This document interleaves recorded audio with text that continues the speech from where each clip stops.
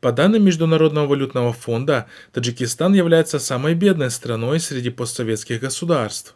В стране с населением 9,5 миллиона человек средний годовой доход таджикистанцев составляет $833 по результатам исследований фонда. Для сравнения, в соседнем Узбекистане средний годовой доход по данным фонда составляет $1762, в Казахстане $8781.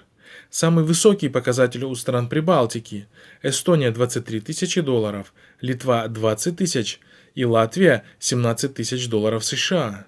Также в сегодняшних условиях глубокого экономического кризиса в Таджикистане, вызванного пандемией, у населения страны резко снизились доходы, так как основным источником средств для выживания являлись денежные переводы от трудовой миграции.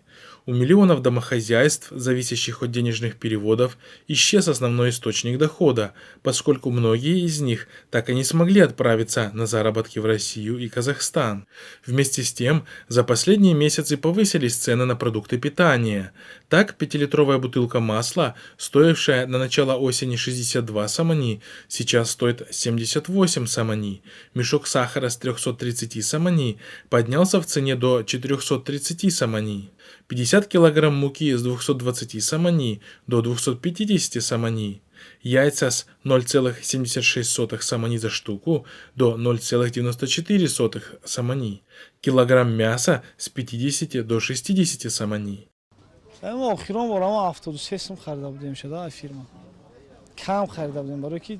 Согласно исследованию Economist Intelligence Unit (EIU), нехватка продуктов питания в стране до пандемии означала на практике, что в среднем таджикистанец недополучал примерно 227 калорий в день. Для сравнения, средний россиянин недополучал всего 6 калорий, казахстанец 17, узбекистанец 43. В индексе продовольственной безопасности EIU в декабре 2019 года Таджикистан занял 93 место среди 113 стран. По данным Всемирной продовольственной программы, 47% населения Таджикистана живет менее чем на $1,33 в день, и 30% населения хронически недоедает. Правительство должно прислушиваться к людям, к настоящим людям, сказал Радио Азади журналист из Кулябского района, попросивший не указывать его имя из соображений безопасности. Вы можете видеть изобилие еды на базарах. Да, вы видите, как люди покупают товары, и некоторые даже не смотрят на цены. Но это не большинство.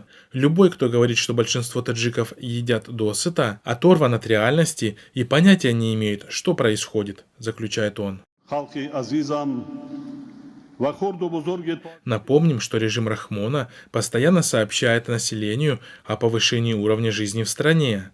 Так, в сентябре, в ходе рабочей поездки по населенным пунктам Сагдийской области, Эмомали Рахмон заявил о значительном повышении уровня жизни населения Таджикистана. Он подчеркнул, что устойчивое развитие экономики позволило правительству уделять больше внимания социальной сфере, в том числе культуре, строительству и реконструкции объектов. با شرافت استقلال و آزادی وحدت ملی و صلح و ثبات مردم ما در شاهراه سازندگی و بنیادکاری قدم‌های استوار گذاشته امروز وطن عزیزمان را خیلی آباد و پیشرفته گردانیدند و به خاطر فردای باز هم آبادتر سرجمعانه زحمت کشیده ایستادند. Заявил Рахмон, не объяснив, однако, в чем конкретно улучшилась жизнь населения страны. روز خبر نیست یاسم دوستم نمیدونم خیلی